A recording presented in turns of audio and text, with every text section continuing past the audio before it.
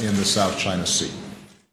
We discussed the importance of claimants adhering to steps to which they've already agreed, including respecting international law, not militarizing disputed areas, and not occupying uninhabited islands, reefs, and shoals. And I reiterated that the United States will stand with allies and partners in upholding fundamental interests, among them the freedom of navigation and overflight, lawful commerce that is not impeded, and peaceful resolution of disputes.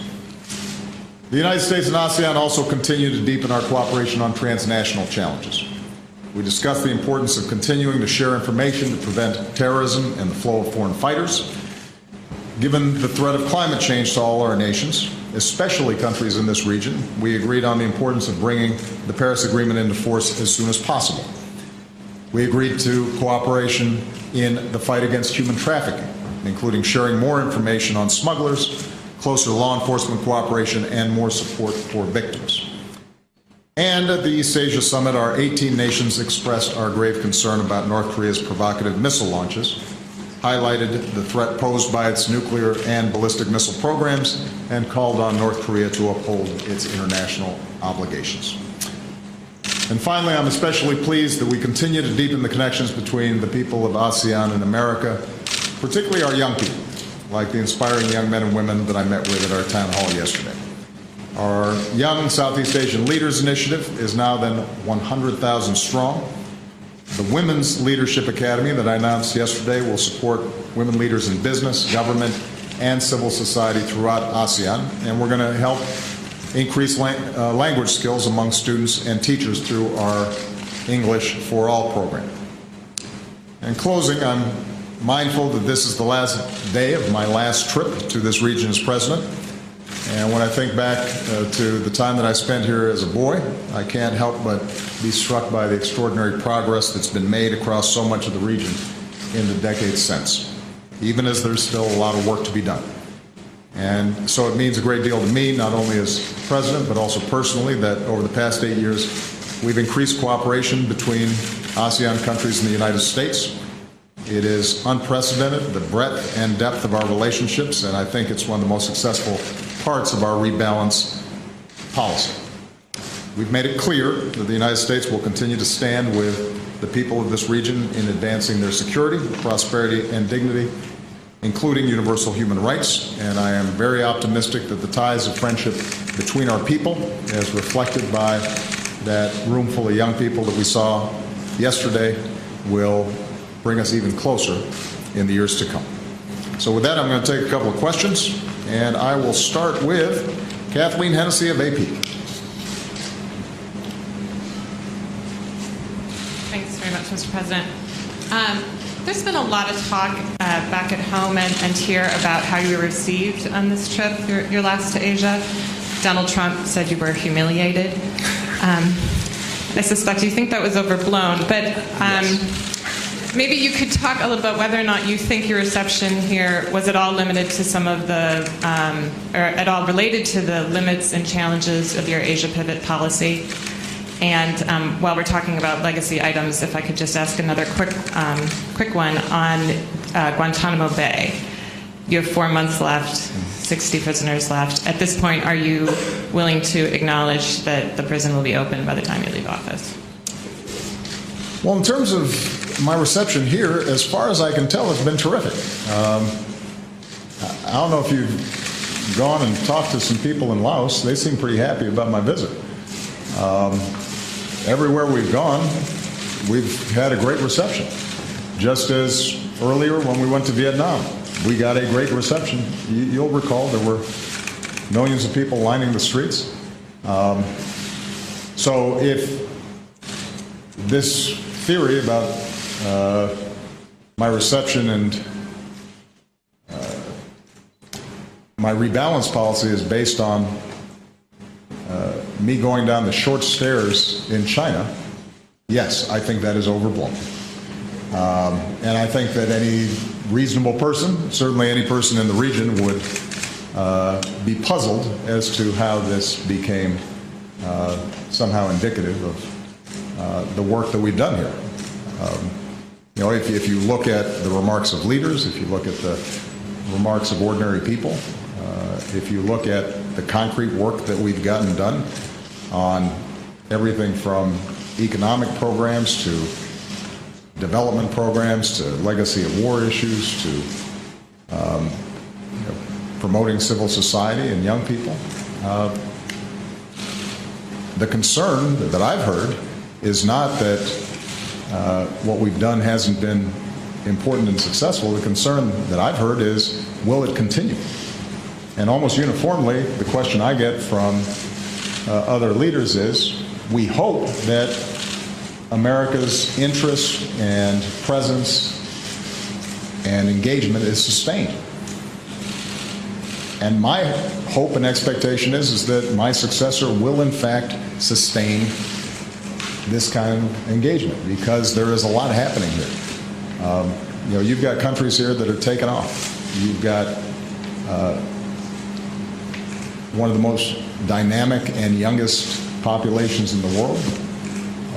This is where the action is going to be when it comes to commerce and trade, and ultimately creating U.S. jobs by being able to sell to this market. And that's the only feedback that I've received.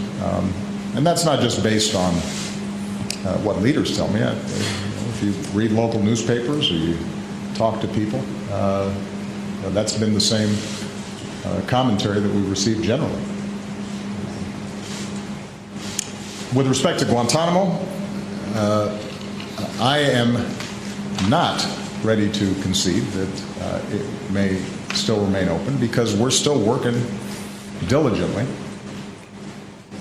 to continue to shrink the population. I continue to believe that Guantanamo is a recruitment tool for terrorist organizations, that it's clouds and sours some of the counterterrorism cooperation that we need to engage in. And it's not necessary, and it's hugely expensive for U.S. taxpayers. Is there strong resistance in Congress? Absolutely. But as we continue to shrink the population to the point where we're looking at 40 or 50 people and are maintaining a multi-million-dollar operation to house these handfuls of individuals, I think the American people should be asking the question, why are we spending this kind of money that could be spent on other things when it's not necessary for our safety and security? So there's no doubt that because of the politics in Congress right now, it is a tough road to hoe. But you know, I expect to work really hard over the next 4 months, 5 months, 4.5 months. Margaret Brennan. Thank you, Mr. President. Can you tell us if last night Philippine President Duterte offered his apology to you, and if you said to him the U.S. will continue to help the Philippines push back against China? And last night, sir, Donald Trump said Vladimir Putin has been more of a leader than you, and then he said you have reduced American generals to rubble. Do you care to defend your legacy? Do I care to defend? Okay, respond. Got it.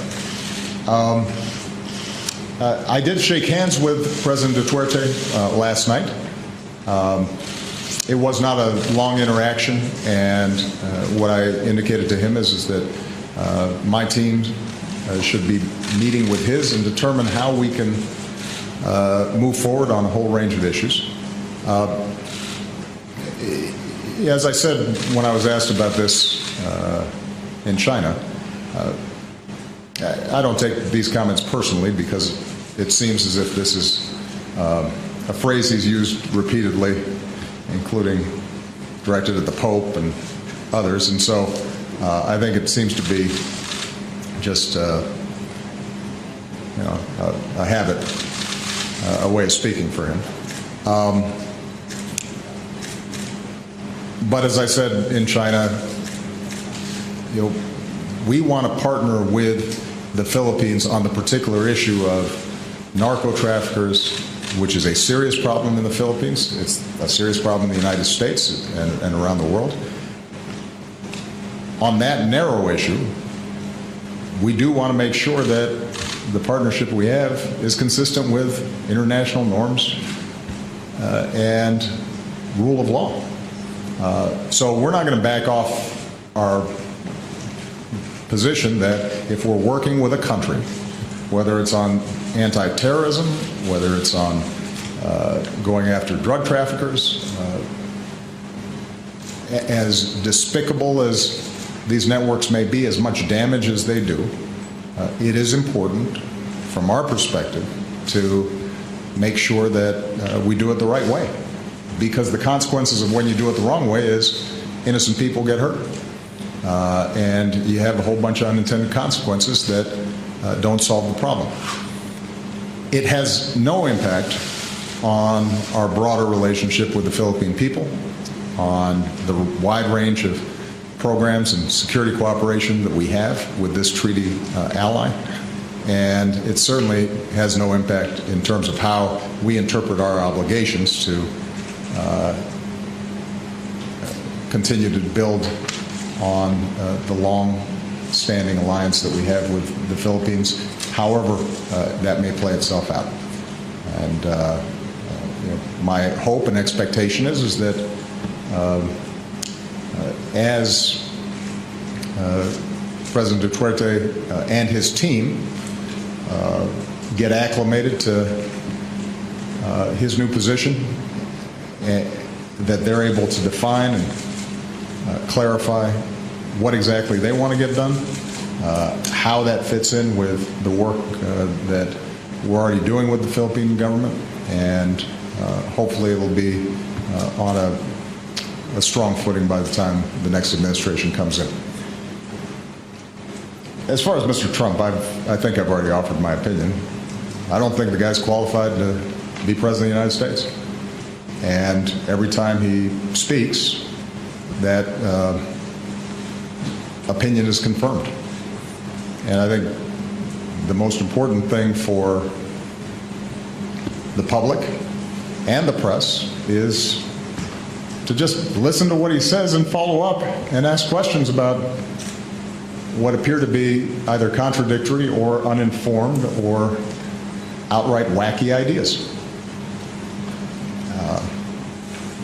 There is this process that seems to take place over the course of the election season where somehow behavior that in normal times we would consider completely unacceptable and outrageous becomes normalized. And people start thinking that we should be grading on a curve. But I can tell you from the interactions that I've had over the last 8 or 9 days with foreign leaders that this is serious business. And you actually have to know what you're talking about, and you actually have to have done your homework. And when you speak, it should actually reflect thought-out policy that you can implement. And I have confidence that if, in fact, people just listen to what he has to say and look at his track record or lack thereof, that they'll make a good decision. Elise Hu. Thank you very much, Mr. President. On North Korea, there's increasing evidence that China isn't enforcing economic sanctions, namely when it comes to coal. So what's the next move there in your remaining 4.5 months in office?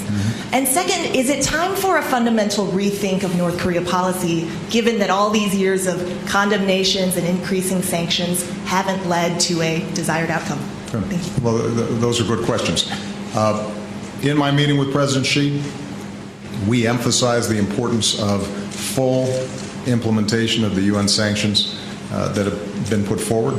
I can tell you that based on not only their presentations, but actually intelligence and evidence that we've seen, China has done more on sanctions implementation than they have on some of the previous UN Security Council sanctions, but you are absolutely right that there are still places where they need to tighten up, and we continue to indicate to them the importance of tightening those up.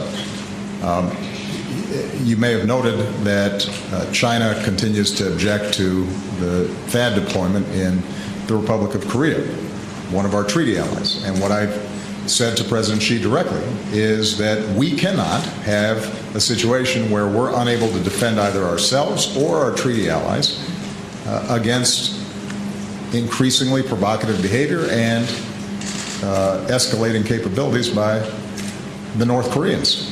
And I indicated to him that if the THAAD bothered him, particularly since it has no purpose other than defensive and does not change the strategic balance between the United States and China, that they need to work with us more effectively to change Pyongyang's behavior.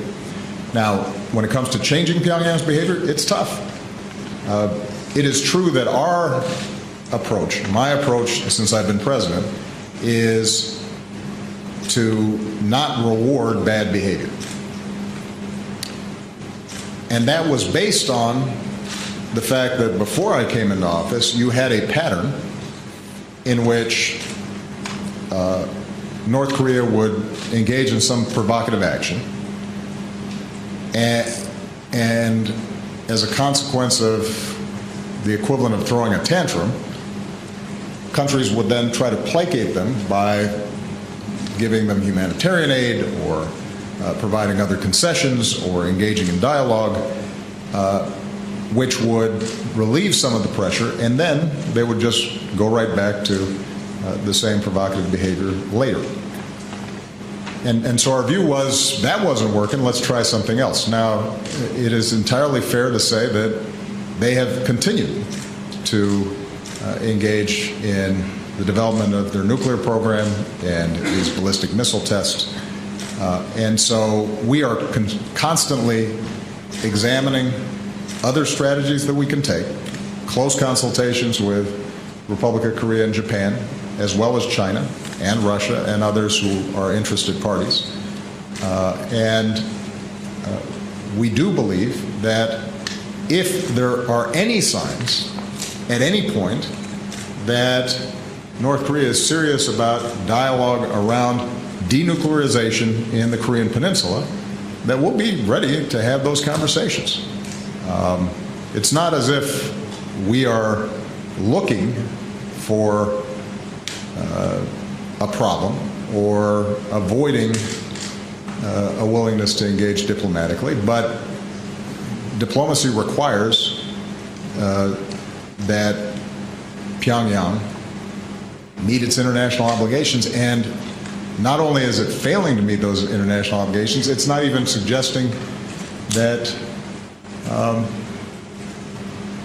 they have any intention to do so anytime in the future, regardless of the inducements that might be put on the table. So, look, we are deeply disturbed by what's happened. We are going to make sure that we put our defensive measures in place so that America's protected, our allies are protected. We will continue to put some of the toughest pressure that North Korea has ever been under as a consequence of this behavior.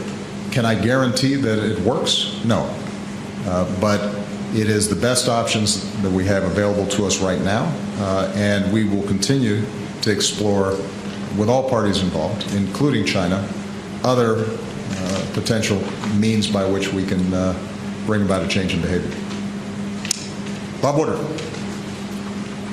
Thank you, Mr. President.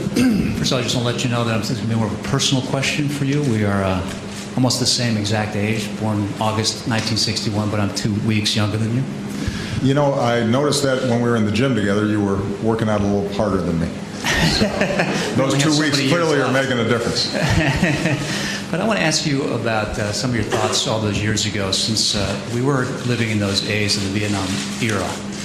What were your thoughts about Vietnam, the war at that time, and certainly as time went on, but more importantly about the secret war, when you found out about that, and also as time went by? Given what you learned about that and what you see now and what you witnessed when you're here, do you think you should apologize fully to the country of Laos? And one other very important thing, too, is for those American veterans who did serve in the secret war, those that are special ops, CIA, certainly pilots that dropped the bombs, those are the ones that targeted known enemies in a war they did not create. Would you be comfortable in Laos calling them heroes as we do with those that served in Iraq and Afghanistan? Well, because we're the same age, you'll recall that at the peak of the war, we were still too young, I think, to fully understand the scope of what was taking place. It was the tail end of the war where we're entering high school and starting to understand the meaning of it. But at that point, it was, I think the debate had raged. Even those who had been strong supporters of the war recognized there needed to be some mechanism to bring it to an end. And so I can't say that I was so precocious that I had deep thoughts about it at the time, other than the images that we all saw on television. Standing here now, in retrospect, I think what I can say is that the United States was on the right side of history when it came to the Cold War. There may have been moments, particularly here in Southeast Asia, in which, in our singular focus on defeating an expansionist and very aggressive communism, that we didn't think through all the implications of what we did as policymakers. And certainly, when you see the dropping of cluster bombs, trying to figure out how that was going to be effective, particularly since part of the job was to win over hearts and minds, how that was going to work. I think with the benefit of hindsight, we have to say that a lot of those consequences were not ones that necessarily served our interests. Having said that, I've said this before, regardless of what happens in the White House and decisions made by policymakers, when our men and women in uniform go into action and put their lives on the line and are carrying out their my attitude is they're always heroes, because they are saying that I am willing to do whatever it takes, what my commander-in-chief has ordered, in order to keep the American people safe. And by definition, their job is to put their lives on the line and make sacrifices, both seen and unseen, that have long-standing ramifications, and that act of sacrifice is heroic. And one of the things that when I think about in terms of legacy, and I think reflect back on my presidency as it comes to an end, is the degree to which I came in respecting and honoring our men and women in uniform. I leave here even more in awe of what they do. And it also is one of the reasons why I take so seriously the decisions I make about war and peace. Because I know whatever decision I make, there are men and women out there who will carry out my decision, even if they think it's wrong. Even if they didn't vote for me, even if they have completely different ideas about what's required for our national security. That's heroism, that's service. That's the definition of it. And that puts a special burden on the occupant of my office to get it right, or at least as right as you can. And hopefully when people look back 20 years from now or 30 years from now, the decisions I made, they'll be able to say that he did pretty good. All right? Thank you very much, everybody. Let's go home.